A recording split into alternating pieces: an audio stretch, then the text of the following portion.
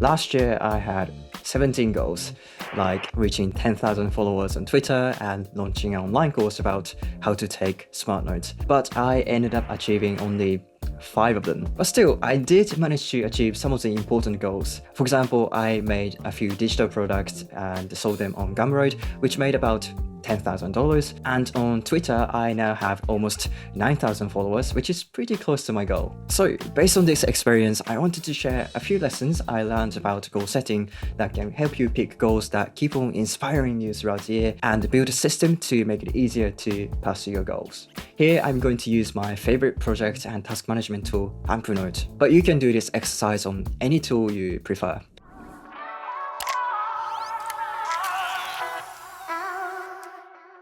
Many times we think about goals as an external thing that imposed by the environment, such as your family, friends, and society expect from you. For example, I wanted to buy a Tesla because that's what cool people are doing on social media, but it's kind of pointless to get a car in Tokyo in the first place. Or you might want to be a doctor because your parents wanted you to become one. You doctor yet? No, Dad, I'm 12. Talk to me when you doctor. But these things are usually not what you actually want. So instead of thinking about what society wants from you and letting other people dictate your goals, it's better to start from yourself, your core values. To help you figure it out, here are some questions to ask yourself. If money was not an issue, what would you be doing with your time? What are the things you care about the most, or what do you want more of in life? When do you feel the most alive? What excites you the most? These are all questions that help you get to know yourself. You can just have any internal conversations with yourself or write them down on paper or your note app. I prefer writing because it helps me think deeper.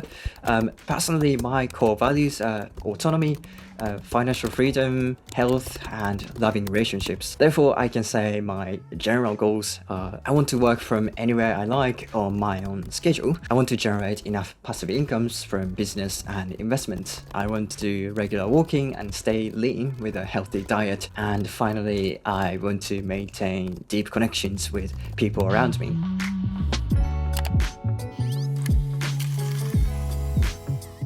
A goal without a plan is just a wish, so let's talk about how to go about that now. The first step is to transform your core values and general goals into specific goals that you can start working on. This is important because knowing your general goals only means you know the destination you want to go to, but it doesn't quite tell you how to get there. This is where specific goals come in.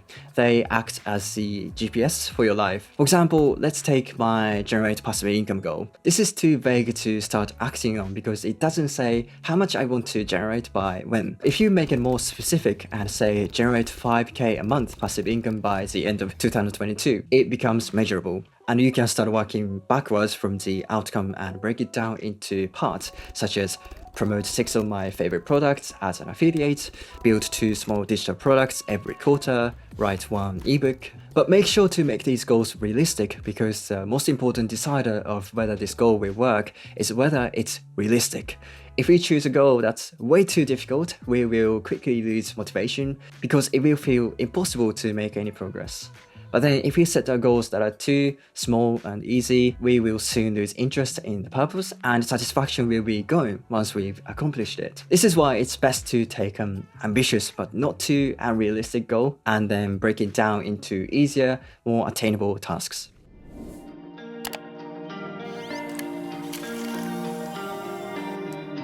It's much easier to just say I want to write a book than actually do it. That's why we need to break our goals down into specific tasks so that we can actually do something about them every day. First, let's break down the specific goals into small, actionable steps you can do on a daily basis. Let's take my write 1 ebook as an example. I can break it down into a sequence of small tasks. For example, brainstorm the content, create an outline, write 500 words a day, edit each chapter, and create a sales page on Gumroad, pre-sale and promote the book, and finally publish it. Next, you want to schedule these tasks because it's not real until it's in the calendar.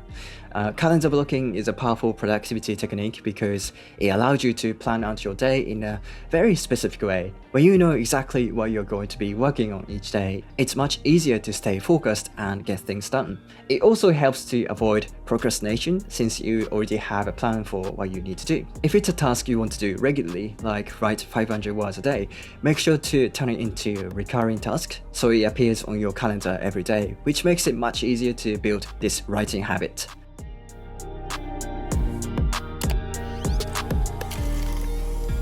Alright, now you have a concrete plan to achieve your goals. Let's talk about how to stick to it, because it's easy to make a plan but much harder to follow it. But there are a few things you can do to make this less difficult. By choosing a shorter duration for how long you pursue your new goal, like 1 to 3 months, it increases the likelihood you remain invigorated by the goal throughout the time window. This is why I like to make goals for each quarter rather than a whole year. So I make a list for Q1, Q2, Q3 and Q4 in my notes and write down my goals for each of them. This way I know which projects to focus on every 3 months.